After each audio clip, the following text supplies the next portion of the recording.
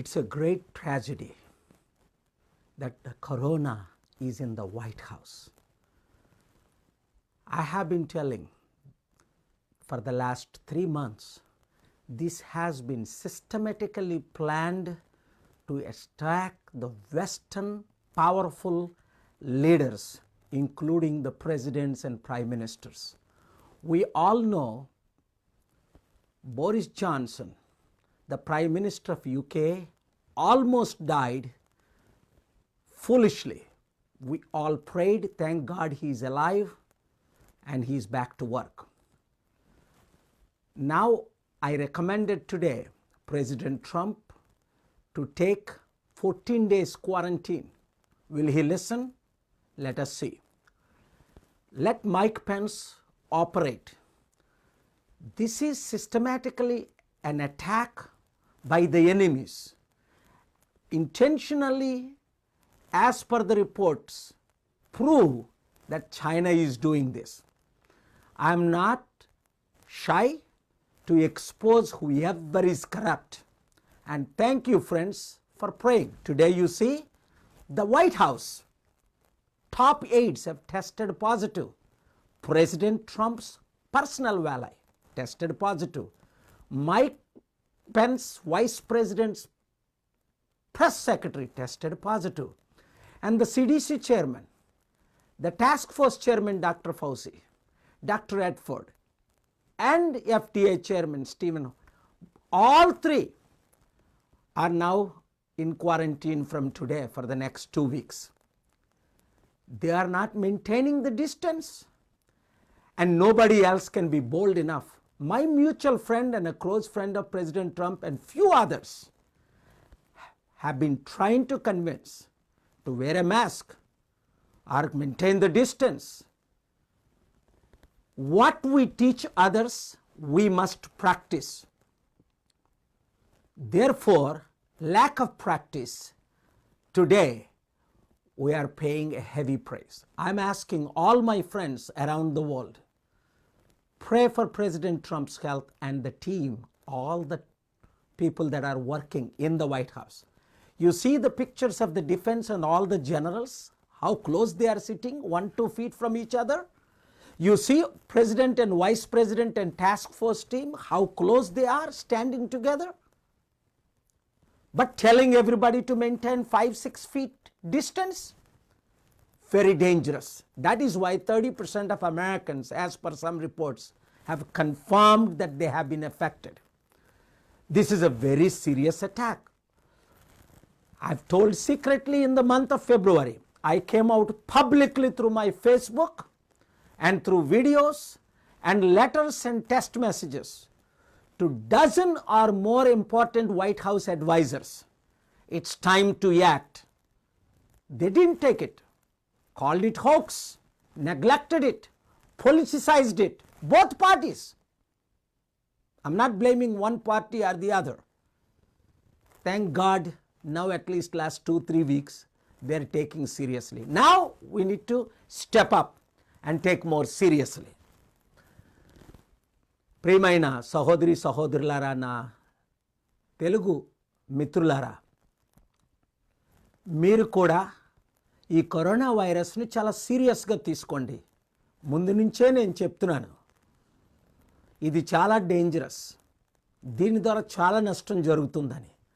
ఇది చైనాయే కుట్ర పన్నిందని reports confirm అయ్యాయి, ఇన్వెస్టిగేట్ చేయమని. ఫిబ్రవరి 1 నుంచి మార్చి 8 వరకు వైట్ హౌస్తో ఇంపార్టెంట్ లీడర్స్తో సీక్రెట్గా కమ్యూనికేట్ చేశాను, పబ్లిక్గా మీడియాకు రాకూడదని. మార్చి నుండి ఇంకా తప్పదు కనుక మీడియాకు పబ్లిక్గా వచ్చాను. మీడియా మిత్రులు మన రాష్ట్రాల్లో ఏంటి, important top Fox News, CNN, Washington post లాంటి వారు ఏంటి, దీన్ని సీరియస్గా తీసుకొని ఎక్స్పోజ్ చేశారు. ఆ తరువాత ఇంకా డిస్టెన్స్ మెయింటైన్ చేయకండి. ఇప్పుడు నేను అనేక సార్లు బయటికి వెళ్తున్నాను, ఓన్లీ ఇంపార్టెంట్ మాస్క్ పెట్టుకుంటున్నాను. ఎందుకు? గాల్లో దీపం పెట్టి దేవుడా అని దేవుడు అనలేదు. ఒక పాస్టర్ గారు వర్జీనియాలో చనిపోవడం మీకు తెలుసు, నాకు పర్సనల్ ఫ్రెండ్, నేను ఆయన చర్చిలో ప్రీచ్ చేశాను. దేవుడు గొప్పవాడు అన్నారు. కరోనా ఏం చేయదన్నారు. ఎస్, దేవుడు గొప్పవాడే.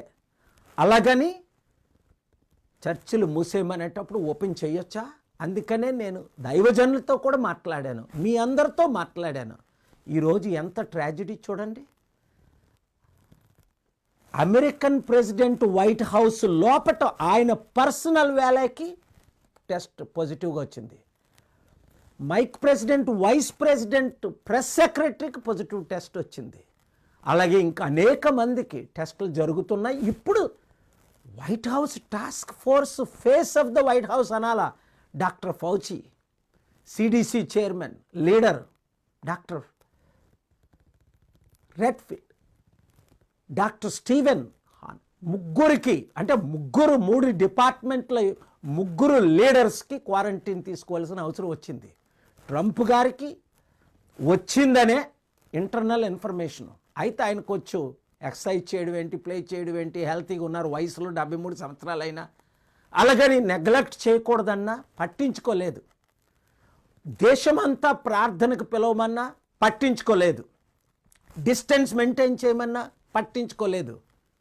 ఇప్పుడు ప్రాణం మీదకి వచ్చింది. UK prime minister Boris Johnson పట్టించుకోలేదు. ఆయన ఆల్మోస్ట్ చనిపోయారు వెంటిలేటర్స్తో.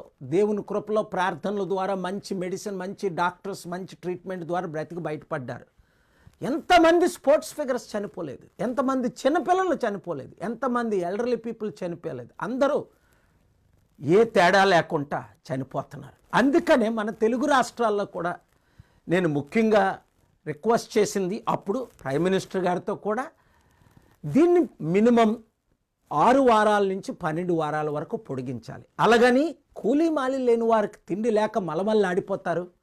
వాళ్ళకి తిండి పెట్టడానికి కనీసం ఒక 5-7 వేల రూపాయలు రేషన్ పంపించాలి ఇంటికి నెలకి. 3 నెలలు మనం జాగ్రత్తలు తీసుకుంటే ఇది తగ్గిపోతుంది. లేదు అంటే ఎన్ని వేల మంది చనిపోతున్నారో లెక్కుందా? ఇప్పటికి అమెరికాలో 80,000 మంది చనిపోయారు. అసలు ఇన్వెస్టిగేట్ చేస్తున్నారు నవంబర్ నుండి ఇంకా అనేకులు చనిపోయారని. బయటపడింది ఓన్లీ మార్చిలోనే, ఏప్రిల్లోనే. ఇప్పటికైనా నేను 3 రోజుల క్రిందట ఎందుకు కొంచెం కోపపడ్డానంటే, ఇలాంటి సమయంలో వందల వేల మంది లైన్లో ఉండి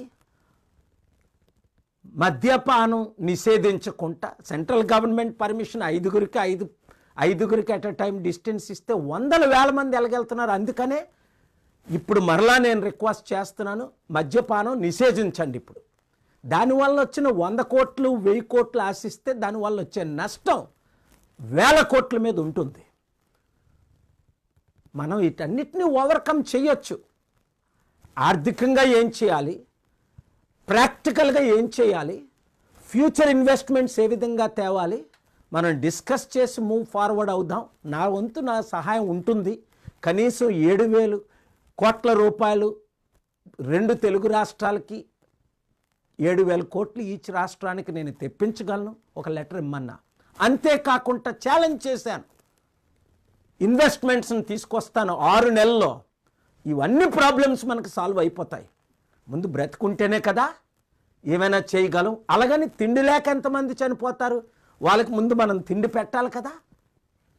ఒక కుటుంబానికి 7,000 రూపాయలు ఇస్తే సరిపోద్ది. ఇక్కడ 1 కోటి కుటుంబాలు 7,000 కోట్లు, అక్కడ 1 కోటి కుటుంబాలు. 1-2 months ఇస్తే 3rd month నుంచి ప్రాబ్లం సాల్వ్ అయిపోతుంది.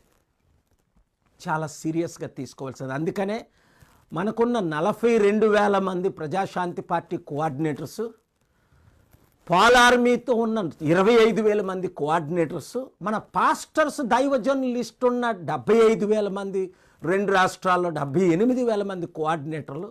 మీకు నేను ఫేస్బుక్ ద్వారా నేను రిక్వెస్ట్ చేసిందంటే, మీరు వెళ్ళండి, ఎక్కడ మద్యపానం ఉంటుందో మీరు కూడా వెళ్ళి లైన్లో నిలబడి చూడండి. ఎక్కడైనా 5-10 మంది కంటే డిస్టెన్స్ మెయింటైన్ చేయట్లంటే వీడియో తీయండి, అప్లోడ్ చేయండి. గవర్నమెంట్ని దూషించకండి, ఫైట్ చేయకండి. కానీ ఫ్రీడమ్ ఆఫ్ స్పీచ్ మనకుంది, freedom of religion, freedom of expression ఎలాగుందో మీరు దాన్ని అప్లోడ్ చేయండి, నాకు కూడా పంపించండి. అంతేకాకుండా మీరందరూ అనేకులు ఇంకా 5 లక్షలు ఇవ్వండి, 50 లక్షలు ఇవ్వండి, 5 కోట్లు ఇవ్వండి అని రిక్వెస్ట్ చేస్తున్నారు. ఎన్జిఓస్ కూడా నేను ఎంతైనా సాయం చేయడానికి సిద్ధంగా ఉన్నాను క్లియర్గా చెప్పాను. అందుకనే 3 రోజుల క్రిందట ప్రైమ్ మినిస్టర్ గారికి లెటర్ రాశాను 2 రిక్వెస్ట్లు చేసి. ఒకటి, మా FCRL రెస్టోర్ చేయమని ఓపెన్గా నేను రిక్వెస్ట్ చేశాను, పెద్దలతో మాట్లాడాను. అది జరిగేటట్టు చేయండి, మీరు కూడా ప్రేయర్ చేయండి. 2, government special permission ఇమ్మన్నాను.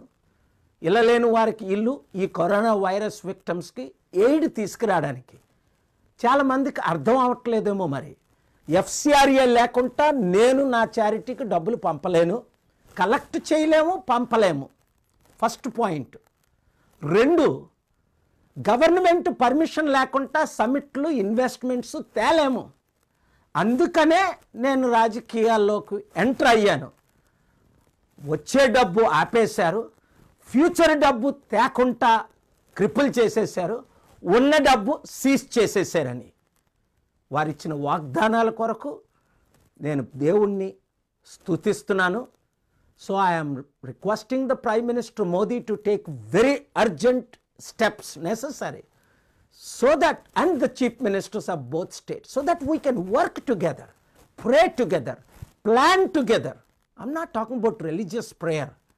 I'm talking about praying to God Almighty, so that we can develop our states, to empower the youth, to educate those who need, to take care of elderly and all those who are in need of hospitals, and provide farmers what they need, and create jobs.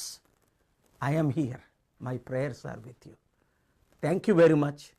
God bless you.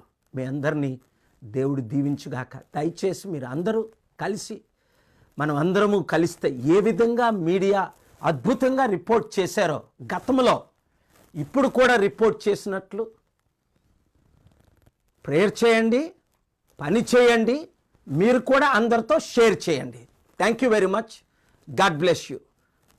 1 week తర్వాత నేను మరలా మీతో మాట్లాడతాను.